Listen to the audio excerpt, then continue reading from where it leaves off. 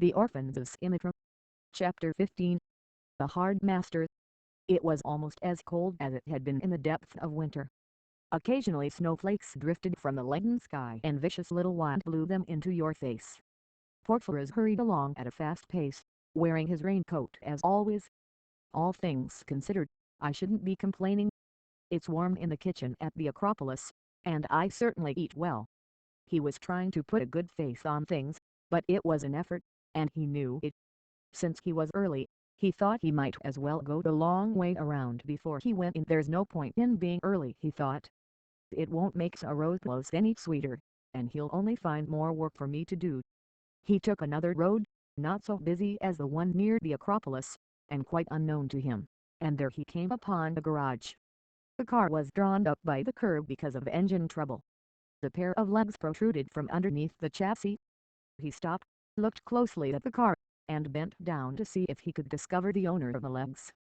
They belonged to a youngster who, wrench in hand, was tightening the nut, or rather, trying to tighten it, for it was certain by the way he was swearing, just like a grown man, that the nut was not cooperating. Very much interested, Porphyros crouched still lower. The young apprentice suddenly became aware of this unknown head watching his lack of skill, and his bad temper was unleashed upon the spectator.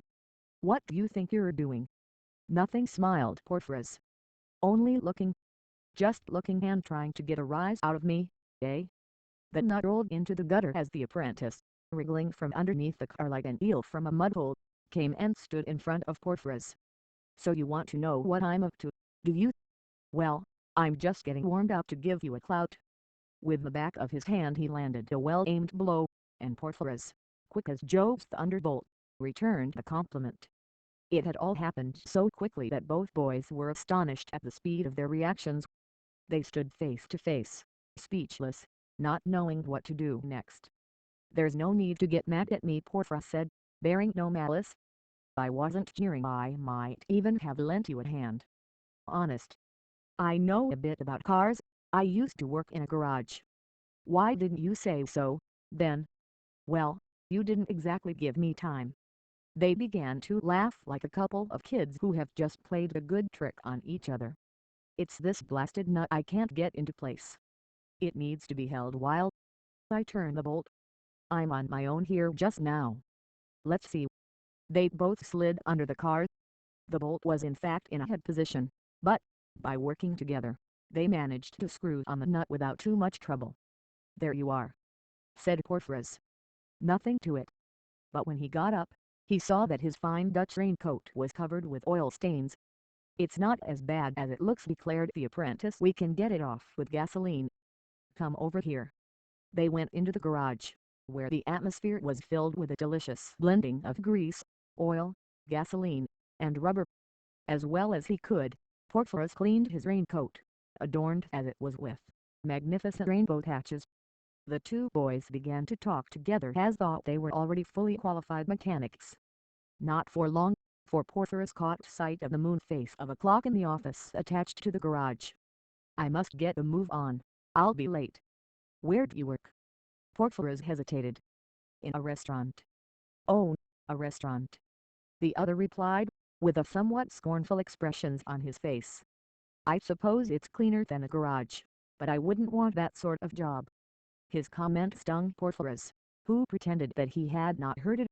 The two boys shook hands warmly, and Porphyros hastily set off. As he walked along he was thinking, he's right, it's a cleaner job, but it's not a job for me. I couldn't make out why I've been so miserable these last few days, but I know now. I'd rather smell a garage than a kitchen, even one full of saffron and paprika and thyme and pepper. Perhaps if I really had found my own country again as a Rosewell's restaurant, but he gives me so little freedom. Only 2 hours a day from 3 to 5. When he pushed open the door of the restaurant, the proprietor, standing with his hands in his pockets, looked as though he was lying in wait for him. "Well, Porphyros," he said, glancing at the clock at the far end of the room. 20 past 5, and what do you think you look like? Have you seen yourself in the mirror?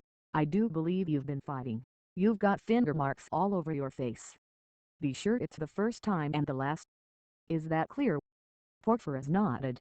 walked past the proprietor and went down into the kitchen to cut bread, fill salt cellars and the oil and vinegar bottles, before going to help Elkes, the waiter, to set the tables. He had been living at the Acropolis for about a month now, in a room under the rafters, a very small room hardly lighted at all by a tiny circular skylight.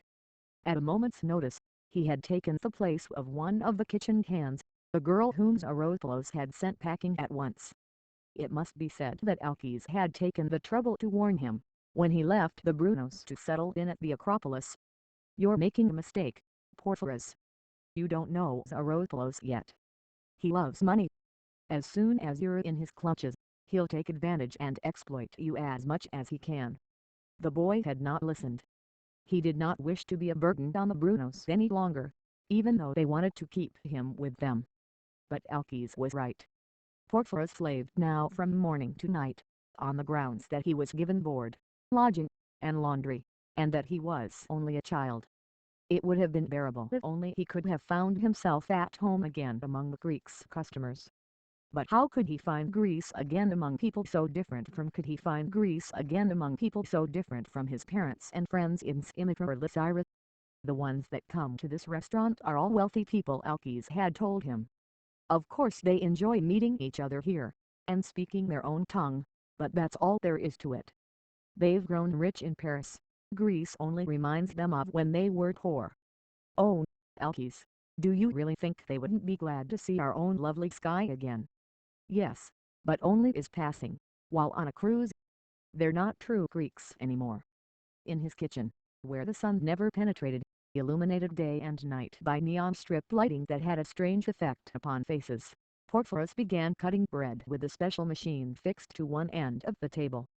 But he was not giving his mind to the job. He could not forget the young mechanic's delight in his work.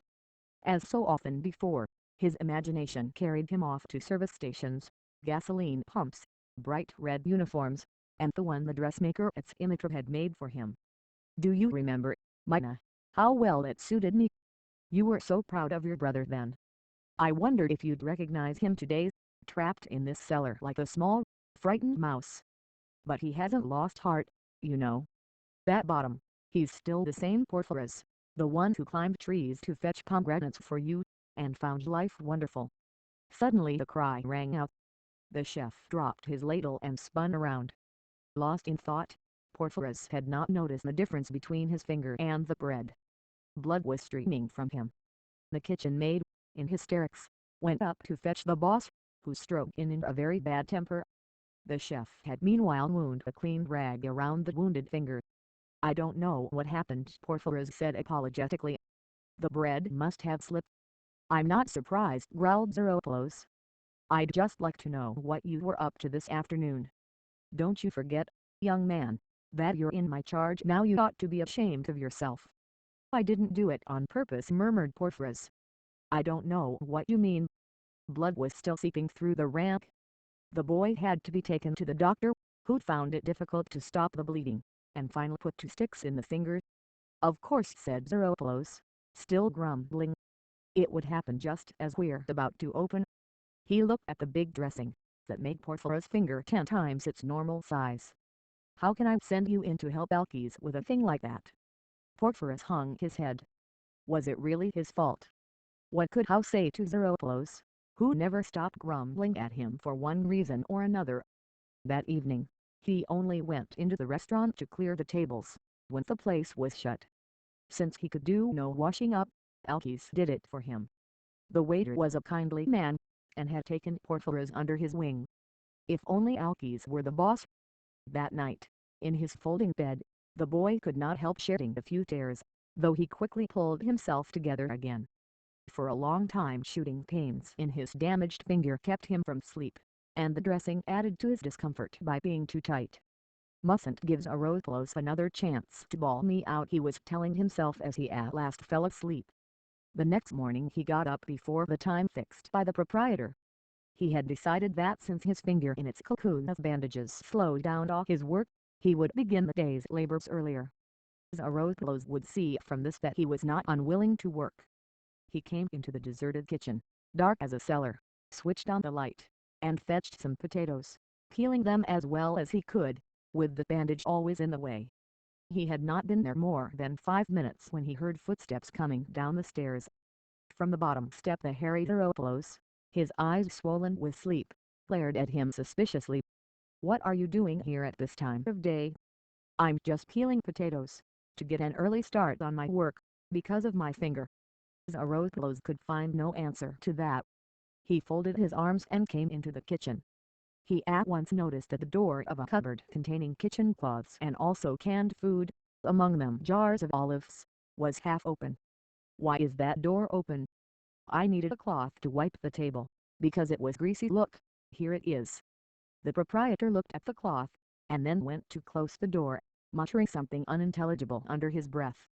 Then, turning abruptly to Porphyros, he said, "It's easy to see you don't pay the electric light bills here. Lighting up just for you. You never think tomorrow.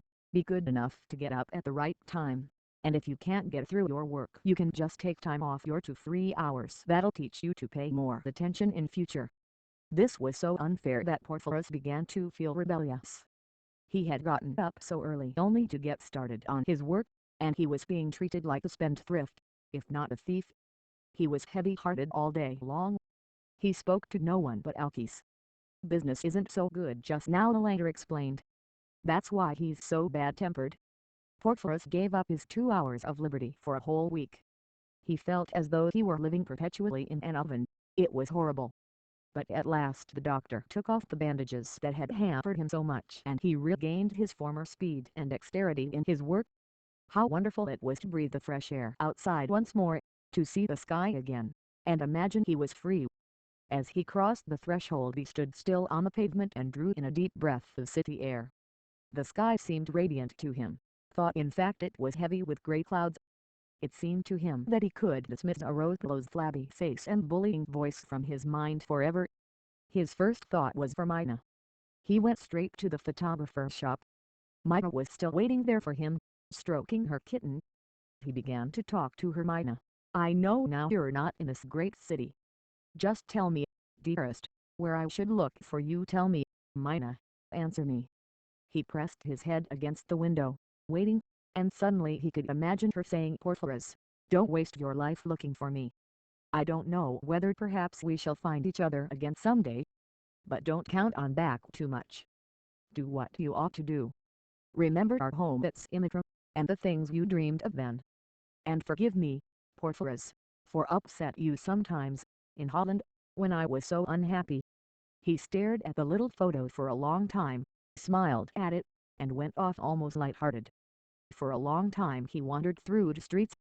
The Acropolis seemed a long way off, as though it belonged to the distant past, now gone beyond recall. He felt as if his brief hours of liberty would last forever. The illusion did not last very long. The precious minutes flew by as fast as dead leaves in a winter's gale. It was already time to be on his way back.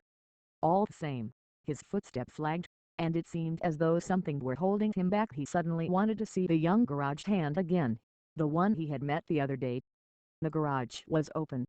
He strolled past several times, hoping for a glimpse of the boy's blue overalls. He must be away for some errand. Porphyros moved on, stopped, turned, and came back once more. As he was passing the garage again, he saw a man glance at his watch. He shivered, and ran after the stranger, to ask him the time. "Just 5, my boy." He began to run, had to stop to tie up his shoelace, and arrived at the restaurant out of breath. As once before, Heroplos looked across at the chiming clock. "I'm sorry I'm 5 minutes late," Porphyros said quickly. "I ran as hard as I could. I haven't been out for a week, and it was so good." He had obviously said the wrong thing. He had no means of knowing that only a few moments earlier Heroplos had come upon a discrepancy in his accounts. "Good," roared the boss.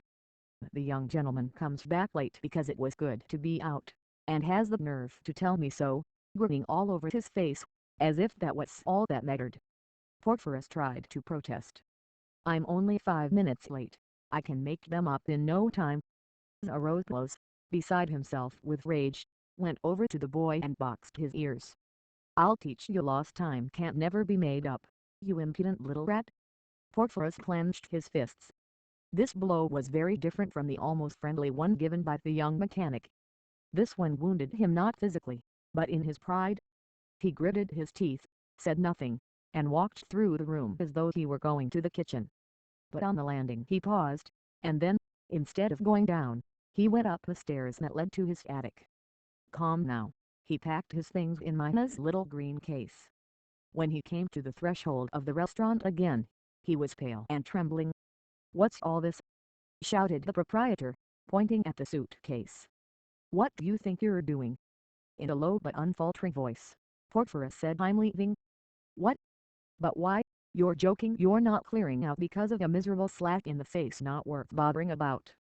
Holding his case with both hands, Porphyros just stood there, his eyes fixed on the painting of the Bay of Arctic. "Now be sensible," blustered Zeropoulos. "First of all, where can you go? You've no family. You can't have forgotten that you were starving when I took you in. Surely you haven't got any grudge against me." His voice grew persuasive. Porphyros stayed where he was. Zeropoulos tried to take the case from him, but the boy's hands closed on it like a vice. "Come now, Porphyros, be reasonable. You can't mean to leave me in the lurch like this. You need me, and for my part I need you. I'm sorry I lost my temper just now. Forget it, and let's be friends." The cunning Greek was honey sweet. Though he fought against it, Porphyros found himself relenting. He knew quite well, however, that Zeropoulos had no affection for him, and only kept him out of self-interest. Moreover, so as to avoid possible difficulties, the man had never put matters on a proper footing with the Greek orphanage. After all, Porphyros Zeropoulos played his part well, putting the friendly hand on the boy's shoulder. "After all, we're both Greeks, and compatriots shouldn't quarrel with each other. Be a good boy now, take your case to your room, and hurry back to help Elkis. What would he do without you?" He was clever enough to know how to use the friendship between his two employees for his own ends. Porphyros gave a deep sigh. He turned back, walked slowly through the restaurant, and began to climb the stairs. There was a glass door giving on the yard about 4 steps up, and today it was half open. Porphyros put his case down and opened the door wide. It was growing dark in the streets. Lights cut across each other. A heavy truck went by, decked out with multicolored lamps like a ship on the high seas. He thought of the truck that had brought him from Holland, of the driver whose voice was not the unctuous voice of Zeropoulos. He thought of all the truck traveling along the roads of France and all over the world, free as the birds that fly in the air. Just then he heard the proprietor's harsh voice venting his anger on the kitchen maid. His mind was made up. He picked up his case, walked across the courtyard, and found himself in the street. He crossed over without any special haste, and when he was on the opposite pavement, he turned around. The signboard had just lighted up Chez Zeropoulos, the Acropolis restaurant. He had not in fact found his own country again behind the facade of the house. He went away from it, carrying his small green case with both hands. He would have liked to see the young mechanic again as he went by, but the garage was already closed, since it was Saturday. He trudged along the endless streets. There were chiming clocks like the one in the restaurant shining from the plate glass window of a clockmaker, and they all showed the same hour. 7 o'clock, he thought. Elkis is setting the tables at this very moment, putting out the little vases of flowers, the salt cellars, the toothpicks. He sighed. I should have said goodbye to Elkis. He'll think I'm angry with him as well. The crowd in the streets thinned out as he went on walking, but the restaurants were jammed to the bursting point with people. His stomach discreetly reminded him that it was time to eat, but he ignored the message. His case grew heavier. He kept changing it from one hand to the other. Soon iron shutters were rattling down over shop windows with a noise like thunder. Signboards were no longer visible. What time was it? He felt lonely, but he was not altogether alone. He had friends in this great city. Without really being aware of the fact, he stopped walking aimlessly and began to look at street names. He turned right, and then left, down a long boulevard, now almost deserted.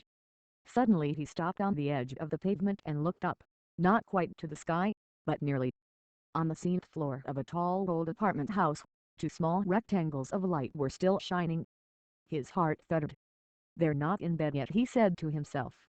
He flung himself up the stairs, and was reunited with his good friends Monsieur and Madame Bruno.